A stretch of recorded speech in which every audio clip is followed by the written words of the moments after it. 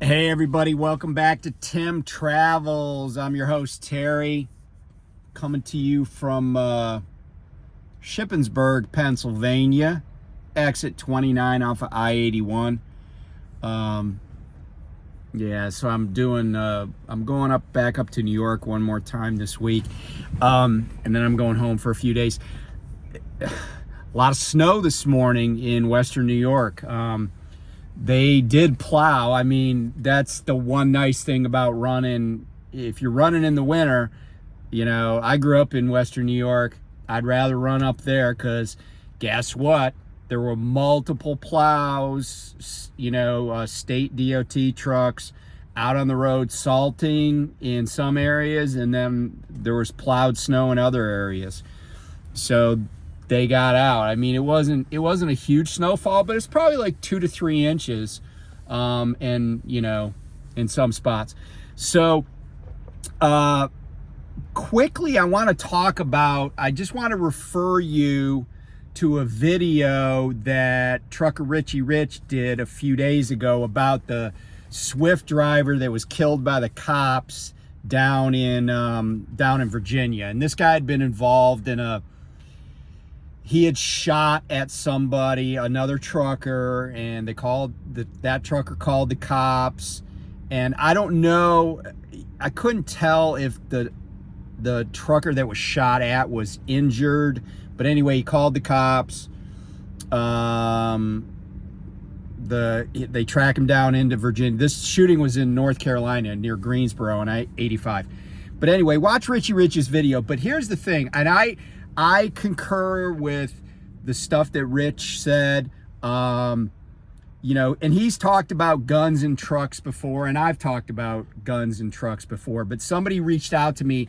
They actually I knew about the incident, but they sent me Rich's video, and they asked me, they said, hey, could you talk about this?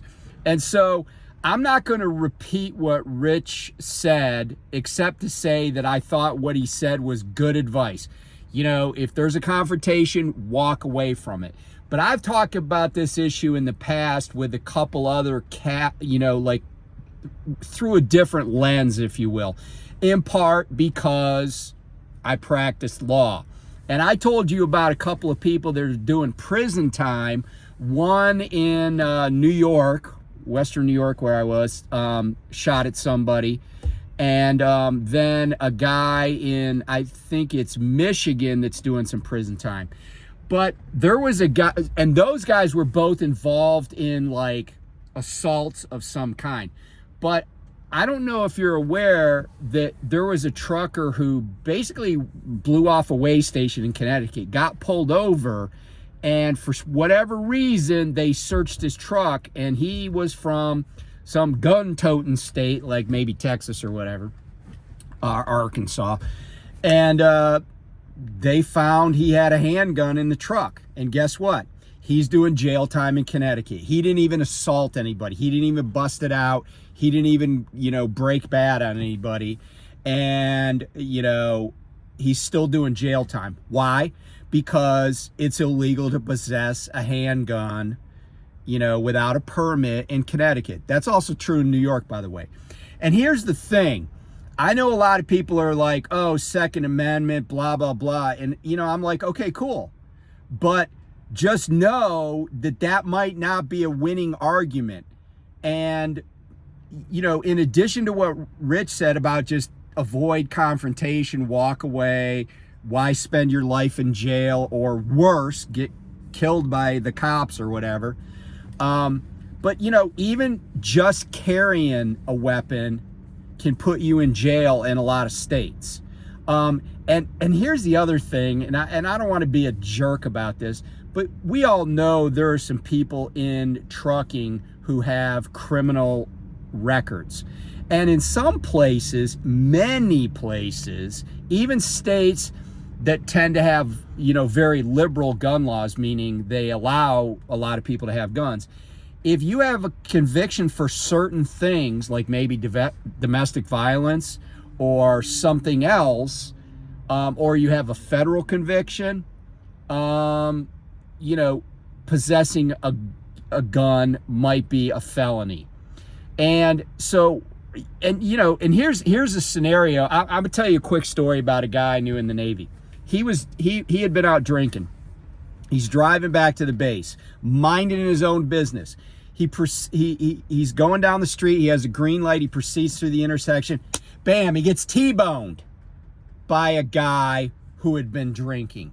Cops show up. Well, the guy who ran the red light and T-boned him gets DUI, gets in trouble, right? But guess what? My friend, I say my friend, he was a guy I worked with. He got a DUI even though he did nothing wrong. And so imagine, if you will, you're in a state like Connecticut or Massachusetts or Illinois or New York, and you get in an accident that's not even your fault, but maybe it's bad. And, you know, you get hurt, you get taken to the hospital, and then they have to tow your truck.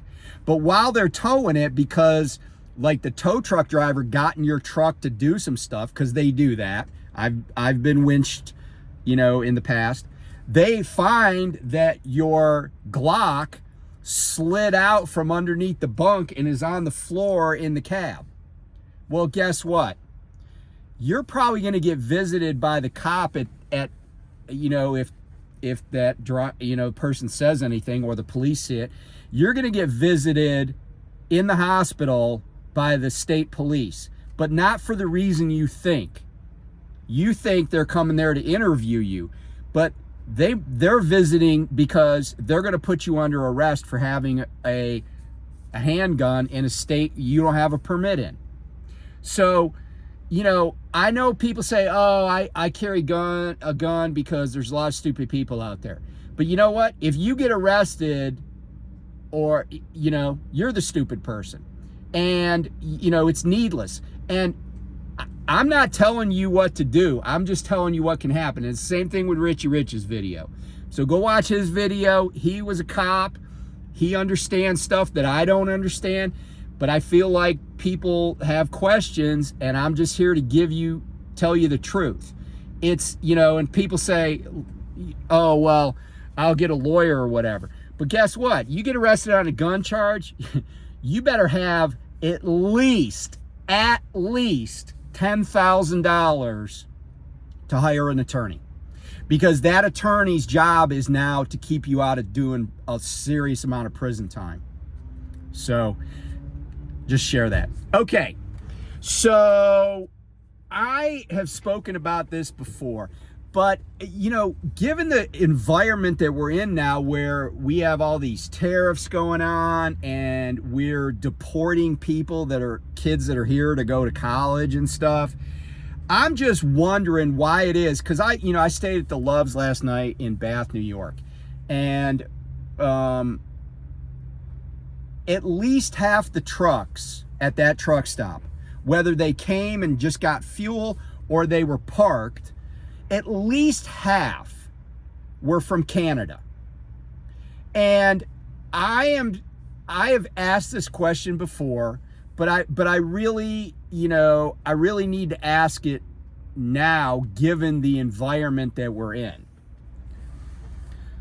So here's my question.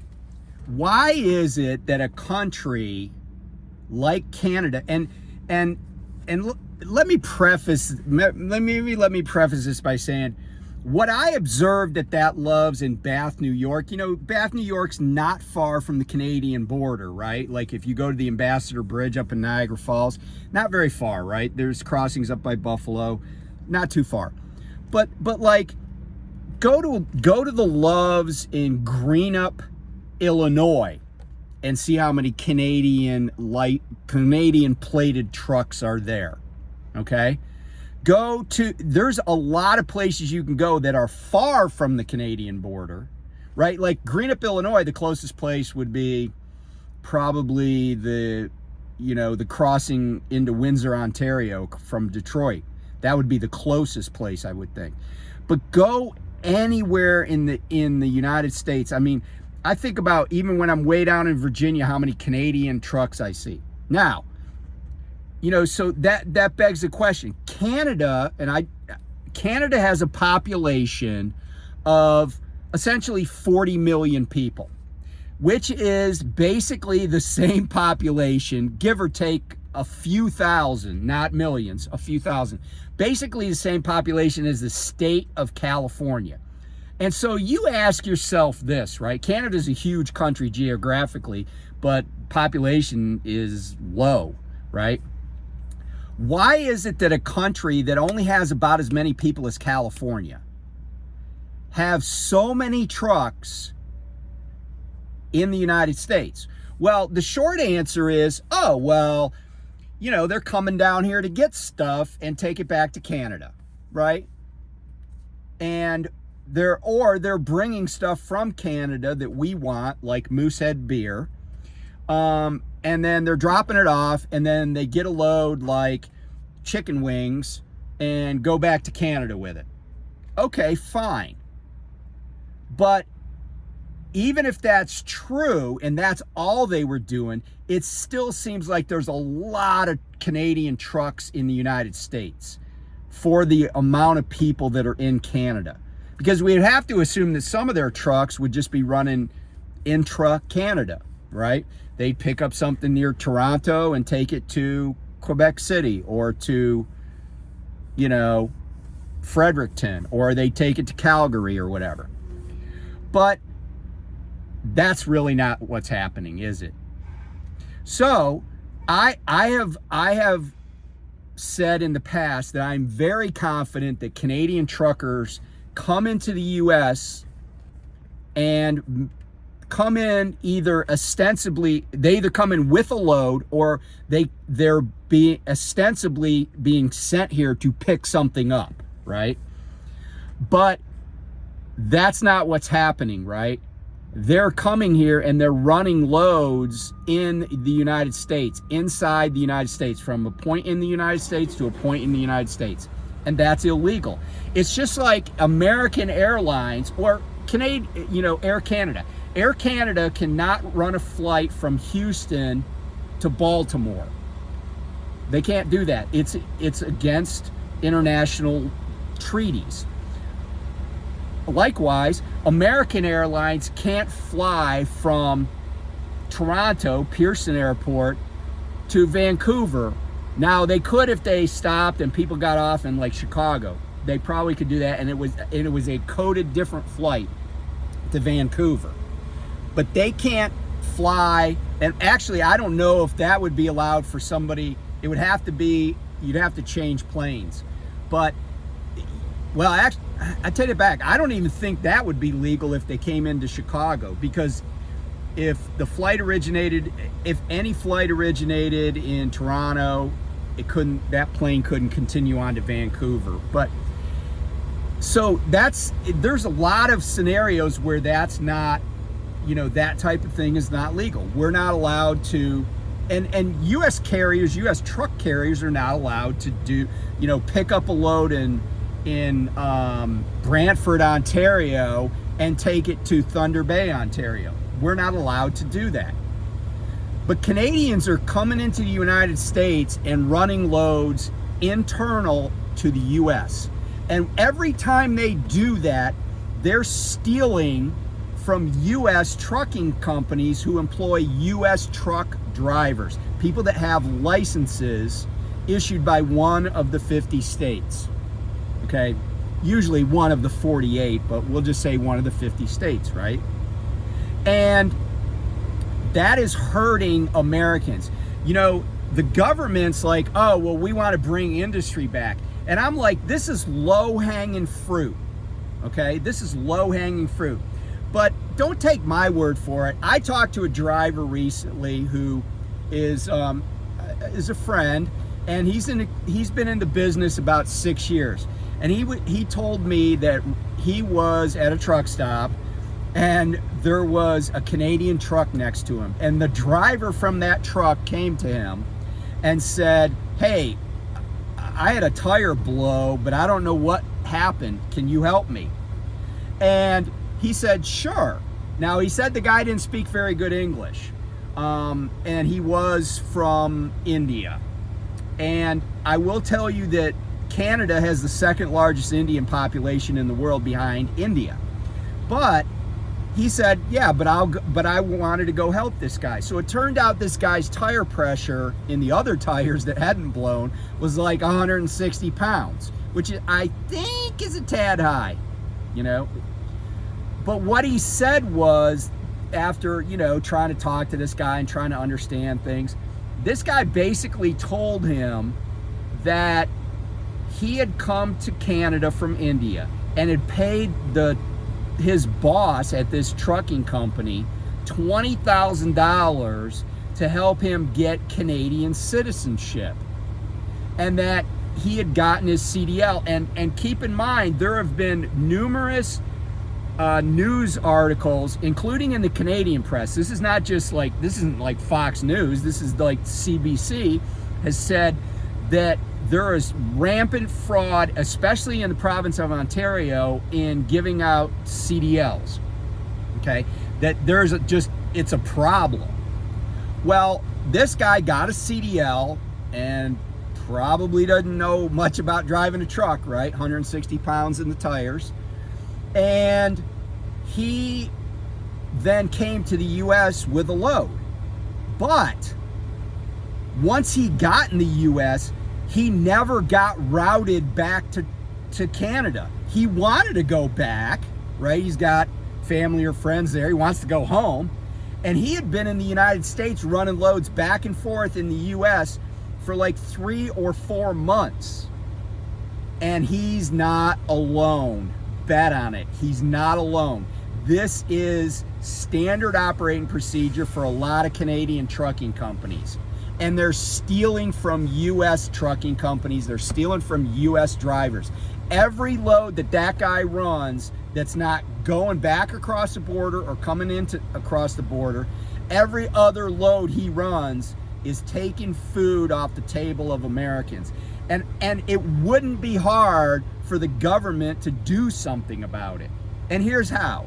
Because I've said this before, I don't like identifying a problem if I don't have a solution, right? I mean, I'll identify one, but I like to figure out what to do about it. This is very freaking easy. Remember, they're deporting kids who are paying full boat tuition at American universities. Those kids are actually contributing to our economy, right? They're keeping prices low for in-state students. But these guys, I get you want to make a living, but I don't go up to Canada and run stuff from Thunder Bay to Brantford or whatever. I don't run from Toronto up to Montreal and take loads off of your back. And all it would take is this. Because they're detaining people at the border who just want to come here and go to Florida or whatever. When a Canadian truck comes to the border, okay, first thing, we say, U.S. Customs and Border Protection say, hey, where are you going? And they say, oh, I'm taking this load to Atlanta.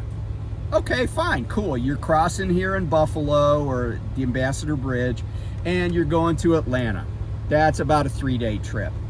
And then, do you have a load coming back to Canada? No, not yet. Okay, fine. Here is a temporary license issued by Customs, U.S. Customs and Border Patrol, and we're going to hold your Canadian driver's license.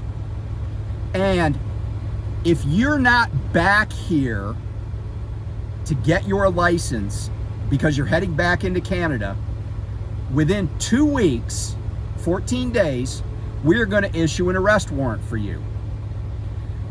Okay? So that's one aspect of it. Second aspect of this program, again, really easy to enforce.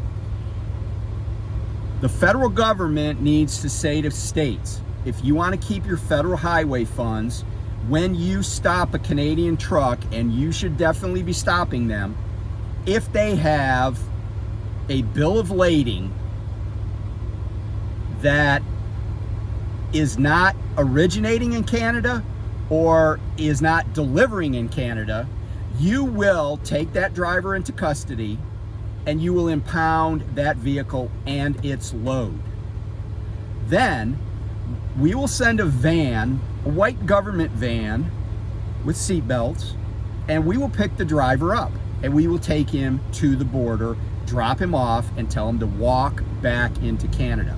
We will then tell the owner of that truck, that they have 2 weeks to come up with $50,000 fine and a tow truck to take that truck back to Canada.